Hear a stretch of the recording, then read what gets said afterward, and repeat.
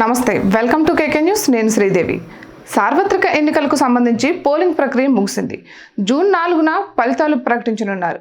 అయితే గతంలో ఎన్నడూ లేని విధంగా ఏపీలో పోలింగ్ నమోదైంది. దీంతో ఎవరికి వారే ప్రయోజనాలను అన్వయించుకుంటున్నారు. అయితే మరోవైపు రాష్ట్ర వ్యాప్తంగా బెట్టింగులు జోరుగా కొనసాగుతున్నాయి. కోట్లాది రూపాయల పందాలు కాస్తున్నారు. అధికార వైసీపీ కంటే కూటమి అధికారంలోకి వస్తుందన్న అంశంపైనే ఎక్కువ మంది బెట్టింగ్ కాస్తున్నారు. ఒకవేళ కూటమి ఓడిపోతుందని ఎవరైనా పందెం కాసి నెగ్గితే వారికి రూపాయికి 4 రూపాయల చొప్పున ఇచ్చేందుకు సైతం వెనకడుగు వేయడం లేదు. అయితే మనం గెలవబోతున్నామంటూ సీఎం జగన్ ప్రకటన చేసిన తర్వాత కూడా వైసీపీ శ్రేణుల నుంచి ధీమా కనిపించడం లేదు. వాస్తవానికి పందాలు చట్టవిరుద్ధం. కానీ ఏపీలో గెలుపోటములపై బహిరంగంగానే బెట్టింగులు కొనసాగుతున్నాయి. ఒక్క భీమవరం కేంద్రంగానే 150 కోట్ల రూపాయల బెట్టింగులు నడుస్తున్నట్లు తెలుస్తోంది. అయితే అక్కడ వైసీపీపై బెట్టింగ్ వేసేవారు తక్కువగా ఉన్నారు. ఆ పార్టీ గెలుస్తుందని ఎవరూ ముందుకు రావడం లేదు.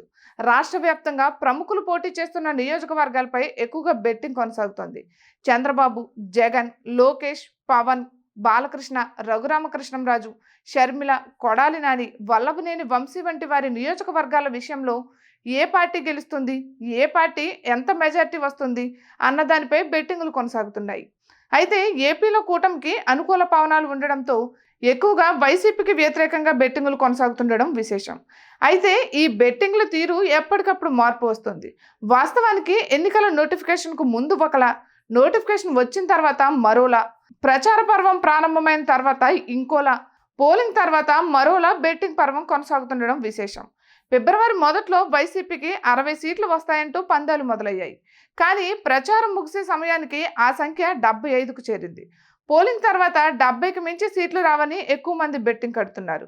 ఇక మరోవైపు కూటమిలో తెలుగుదేశం పార్టీకే 89 నుంచి 92 సీట్లు వస్తాయని, కూటమికి 104 నుంచి 107 సీట్లు వచ్చే అవకాశాలు ఉన్నాయని ఎక్కువ శాతం పందాలు కొనసాగుతున్నాయి.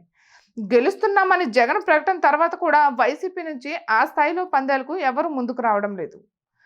ఇక ఇటువంటి మరెన్నో వీడియోస్ కోసం కేకే న్యూస్ తెలుగు ఛానల్ని సబ్స్క్రైబ్ చేసుకోండి.